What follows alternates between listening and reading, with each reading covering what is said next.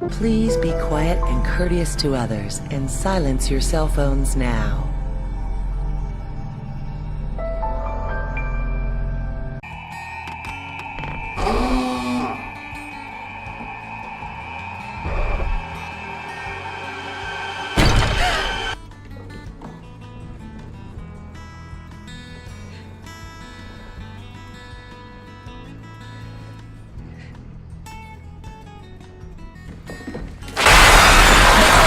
What's going on YouTube? Welcome back to Nerdgasm Talks presents the movie experience.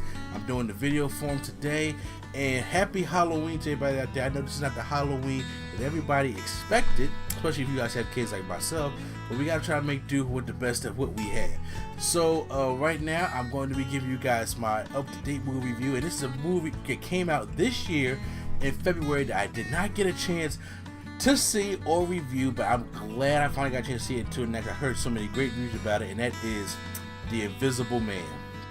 Invisible Man starring Elizabeth Moss and Aldis Hodge. I remember Elizabeth Moss from Us. She was in Us, and she played, with a doppelganger and, their white family friends. So I thought it was, it's great to see her back. And then this is directed by Leigh Whannell. I am a huge fan of Leigh Whannell. For those who don't remember Leigh Whannell, well, this is Leigh Whannell. Not anymore. Game over. Leigh Whannell was part of that original Saw team, which was with him and James Wan. And I've been a fan of Leigh Whannell when it comes to like horror or thriller type kind of films since then. So this is a take on Invisible Man. This Invisible Man was supposed to be part of the Universal multiverse that they was trying to do, kind of like Marvel, but then when The Mummy came out with Tom Cruise and that just failed, they did a clean slate and said we're not doing the whole Monsterverse again. But the Invisible Man was part of one of the classic Universal characters, along with Dracula, Frankenstein, Wolfman, The Mummy, Invisible Man. So this one, they've been talking about making this since 2006. So now we finally get to 2020 version of the Invisible Man. So real quick, it's about this woman named Cecilia who's in a very abusive relationship with her boyfriend, I think it's a boyfriend or husband, Adrian Griffin. So who is known as the Invisible Man. One night, Cecilia drugs Adrian, and she escapes his torment from his home, but now he's coming after her in a suit that he built that considers him invisible after faking his own death. But now can she prove to everybody that there's somebody that they cannot see that's out there trying to kill her? So this is what the movie is. So I'm gonna give you guys the good, the bad, and the experience. Start off with the good. Okay, so this is a very small budgeted movie, stuff like that, and I like the theme of the movie. Elizabeth Moss does a great job by just look like that in the beginning of the movie, going to the end of the movie, going to the middle of the movie, to the end of the movie, of showing how her character progresses, of how it looks like she's slowly going insane, because if somebody is harassing you and going out their way to make your life a living hell and you can't see them, that shit will be stressful as hell. She does a good thing of help selling that. Aldis Hodge does really good in this movie. Like I said, he's been in multiple things. Like I remember he was in What Men What Men Want. I mean with Taraji. I would say that he definitely does The Leverage. He's going to be Hawkman now in the new Black Adam movie, which is still going to be a thing.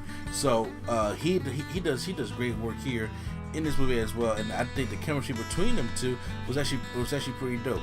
The horror and the suspense level is all there because it's a threat that you cannot see. But Leigh Whannell does a great job when it comes to directing of shooting different angles to the point like I know he's there, but I can't see him, and that is kind of the great thing about that. And there is points in this movie where I'm just like, how in the hell is she gonna get the situation? Because literally he can get away with anything because it's invisible. Nobody's gonna believe an invisible person's story. She's gonna be crazy out of her mind. You know what I'm saying? They're going to send her right to the psych ward if she talk about that story, because you're not going to see floating things, stuff like that. That's completely out there nature. That's why throughout this movie, I was like, she keeps going after trauma after trauma, especially when she's in the psych hospital. I'm like, how in the hell is she going to prove her innocence to any of this? So that right there was a good aspect of the movie. So the Invisible Man himself was really cool too. You know, I liked him, you know, doing the suit opposed to, you know, having him wear the old school glasses and the jacket, and it's like transparent. You can't see through that. It's like a regular suit. It's not a special potion or something that this guy takes. It's a suit that he makes that completely turns everything transparent, so you can't see him and stuff like that. So I thought that was a real unique way to do it. I thought it worked out really well. The threat was there, the chill level was there, and all that great stuff like that. Now, if I had to go do anything bad, let's go to the bad. There were your typical horror tropes in this thing like this, but it really didn't bother me. Something that's a nitpick with me that I know it's not just like for anybody else. It's just personally with me is that I hate when you have, obviously, you've been sitting there watching the movie and the protagonist is sitting there trying to somebody please help me, and then everybody else is just taking their time not to believe them, or it's hard to believe something as a visible threat. But I was just like, oh my god, it just keeps there. There's one part of the movie where, like I said, spoiler alert real quick, is like when he kills her sister right in front of her and just hands her the knife. I'm just like, damn it, how can the hell she can get out of that? Because you're gonna blame her and blame everything that she did, but then there's sometimes you gotta put some kind of logic with that, like investigate. You know what I'm saying? But those kind of things kind of bother me. But other than that, it really wasn't too much stuff with the band mostly. And I thought the movie was a right limit. First, it was going to be too long because most horror movies are like 90 minutes, but this one was about a good 2 hours. 2 hours and 5. If you take out the credits, it's about a good 2 hours. Just under 2 hours. I thought that was a perfect time for this movie, and it was good. So let's talk about the experience. What experience? We're all home during COVID. No, but seriously, no. When it comes to the experience here, I thought I watched it on HBO Max, as you know, it's on HBO now. So I sat there and watched it.